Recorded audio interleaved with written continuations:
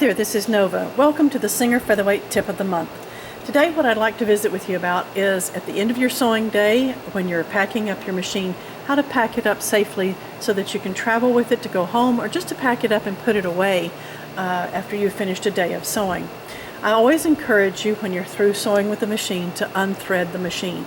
We all have lives and things happen in our lives that we sometimes are not expecting. I never recommend that you leave a machine threaded when you're putting it away. If it's in a damp climate like I live in, a lot of humidity, there can be moisture collect around the thread. The thread is going to absorb the moisture out of the atmosphere, and it can cause rust all through the thread delivery system, but especially here in your tension disc, which will shred the thread for you the next time you're trying to sew. So I always recommend that you clip the thread and then pull it out the direction that it would come out when it's sewing. I also recommend that you unthread the bobbin case, and again we're going to snip that close and pull that bobbin out, and then put the bobbin case right back in the machine so that it is not lost. And again, the reason for unthreading that bobbin case is so that rust does not build up, the thread collecting moisture, and so that rust does not build up back behind this spring. Now, when I'm getting ready to pack up my machine to go home, I am going to always put my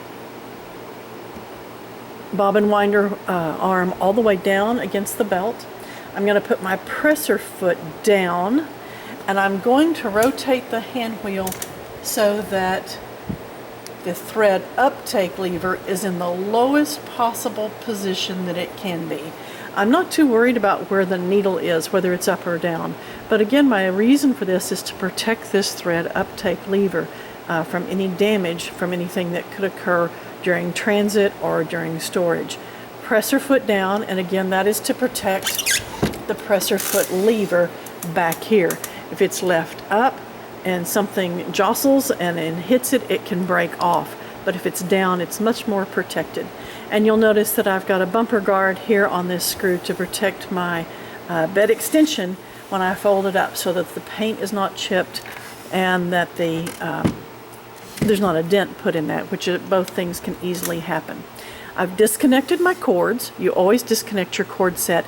And now I'm ready to set it up in my case. Okay, I've prepared the machine as we just discussed. Now I have set the case up on the table. I never recommend that you try to pack up a Singer Featherweight with the case sitting on the floor. I've seen all kinds of accidents happen with the case sitting on the floor, and things get dropped. The case gets tipped over, the latches get broken, so I always recommend that you set the case up on the table when you begin packing the machine away. So we're going to pick up the machine, and when you pick up the machine, you want to be careful how you pick it up, that you don't push on the light bulb. If you reach underneath here and you grab this and you push on the light bulb, you can damage the light bulb and its fixture. So just grab the arm of the machine. Then you need to tip the machine a little bit so that the electrical receptacle is going to clear the side of the case. The most common repair that I see coming through my repair shop is that this electrical receptacle is busted. If yours is broken, I highly recommend that you get that fixed. That's a safety issue. But that happens when people are putting the machine in the case. So you want to tip this a little bit till we clear that receptacle, and then we're going to just slide it down the right side of the case very gently till it is seated. There is a cleat over here on the left side of the case, a wooden cleat to hold the machine in place inside the case. Very often I see featherweights that are hiked up and people can't get the trays in them, and they get frustrated and they wind up damaging the machine. This is hiked up. Make sure that it is seated down on the side of the cleat, so it's all the way against the right side of the case, that the machine is all the way against the right side of the case and sitting level down in the case. Now this particular case has a tray, so we're ready to put the tray in the case. This is the correct way for the tray to be packed. I've got the foot controller in here. The button does go toward the inside of the foot controller with room for the wires to come out on the right side.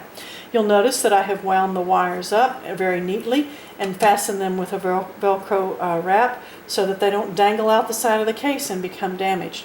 This is the place that Singer designed for the bobbins to fit in your case, in your tray, case tray, so that they are readily accessible. And this area over here on the tray was designed for attachments. And of course I've got my lubricant there. I always recommend that you keep a lubricant of mine ready to go so that you can take good care of your motor. Please be aware that there are many copycats on the market now. Mine is the only chemist-tested lubricant on the market, and you can tell that mine is authentic because it has my name, Nova, on the lubricant. So now I'm ready to set the tray down in the case, and that's ready to go.